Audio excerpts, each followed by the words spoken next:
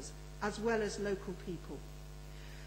In the timeline provided for me by the Chief Executive of Swindon Borough Council, it states under conflict of interest, and I remind my honourable friend that the document from which this is taken is dated the 19th of March 2010. I'm going to quote from this at length because it is important. It came to light that an officer involved in this project had been registered as a director of Digital City since September 2009. He was unaware of this. He had pre-signed, but not dated, a registration document during the preparatory phase of this project, and this was highlighted to colleagues at the time. The signed form was held by Digital City, on the understanding that this was a contingency measure to be invoked if required and if agreed by the Council. The registration was sent off in error by Digital City, and they have apologised to the officer for this. The officer asked to resign as from the board of the company soon as this came to light, and this was effected on the 11th of March 2010. He is no longer a director of Digital City.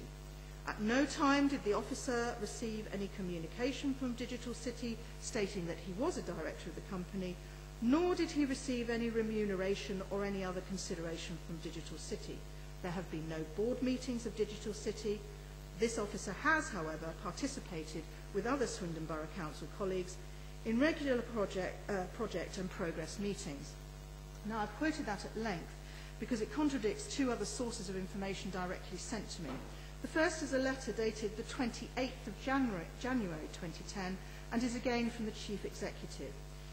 In response to my question in a letter earlier about the Council's involvement in day-to-day running of Digital City, the letter states, "This is an arm's length arrangement. We hold shares in Digital City and there is governance in place that allows us to protect the Council's interests. We have a director on the board." Now, this letter does contradict the 19th of March briefing note to me, which implies no knowledge of the officer's appointment to Digital City's board on the 26th of September 2009. And despite the Chief Executive's reassurances, the officer concerned was one of the authors of the briefing note to Councillors Bluh and Edwards, written 2 weeks after he'd become a director on the 12th of October 2010. The briefing note recommended providing the loan of £450,000 to Digital City, and his directorship, I am sorry to say, was not disclosed. The second source of information is a letter from Ricky Hunt dated the 2nd of March 2010. In my response to my question of who sits on the board of Digital City, he replied, as well as myself, the two other board members are Hitesh Patel, a director of Swindon Borough Council, and Mustafa Arif, a director of Aquovia. Although, I have to say, Mr Deputy Speaker, there is no record at Companies House of Mr Arif being a director. Anecdotal evidence also suggests that the officer's appointment to Digital City's board was referred to by officers and councillors on a number of occasions.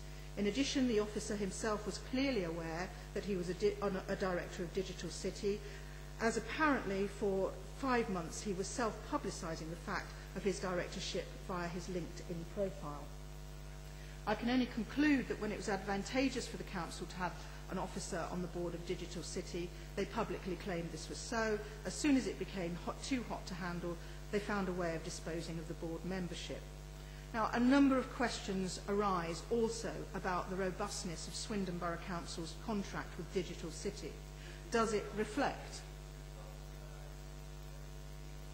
I'm very grateful. She's a very caring and assiduous constituency MP and works hard for people in Swindon.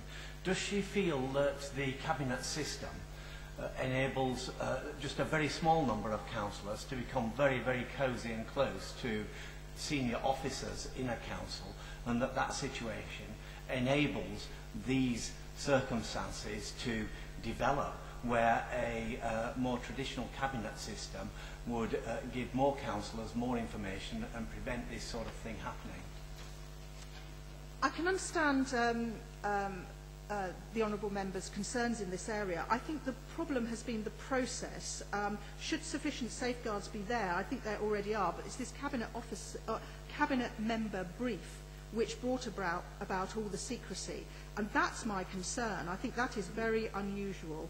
I have to say also he's given me an opportunity to say I actually do have high regard for the officers and particularly the Chief Executive of Swindon Borough Council, and I believe that pressure has been placed on those officers by the ruling Conservative group, which even if all seats are won by opposition parties at the local elections in May, will still be in power in Swindon. And I think that that is a very difficult situation for officers to combat.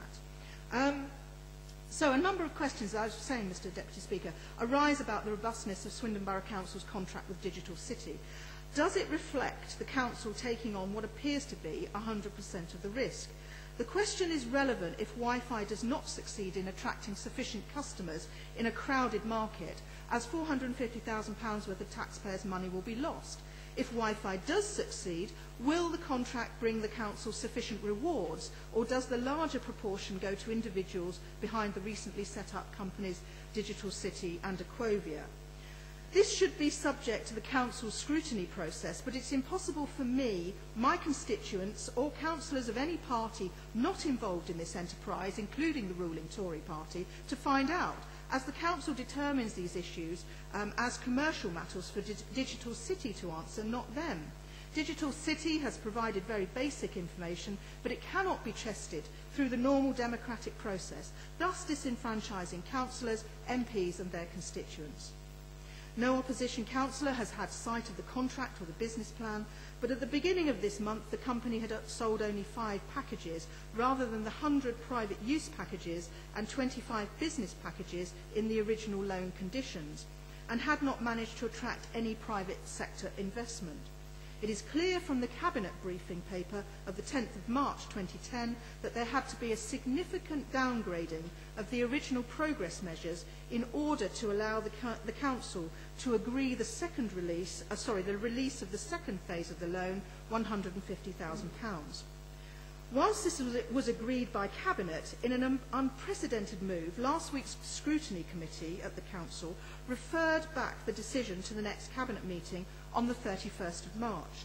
I sincerely hope the Cabinet does the right thing and delays any further allocation of taxpayers' money until a full cross-party investigation can be carried out into the actions of councillors and officers, and I mean an internal investigation with councillors from Tory, Labour and Liberal Democrat parties, and independents as well, I'm sure, would be welcome. The robustness of the business plan and the loan agreement terms also need investigating, and the lack of a tendering process giving an advantage to one company over others. Now, turning to the technology, that used by Digital City is a wireless network with signals sent from boxes attached to council-owned lampposts throughout Swindon. Digital City needs planning permission for this and also needs an electricity supply for the planned total 1,400 boxes, estimated by one of my constituents to cost approximately £35,000 per annum. It is not clear who bears this cost, Digital City or Swindon Borough Council. Now, this is old technology, and whether the technology will produce the speeds quoted by Digital City remains to be seen.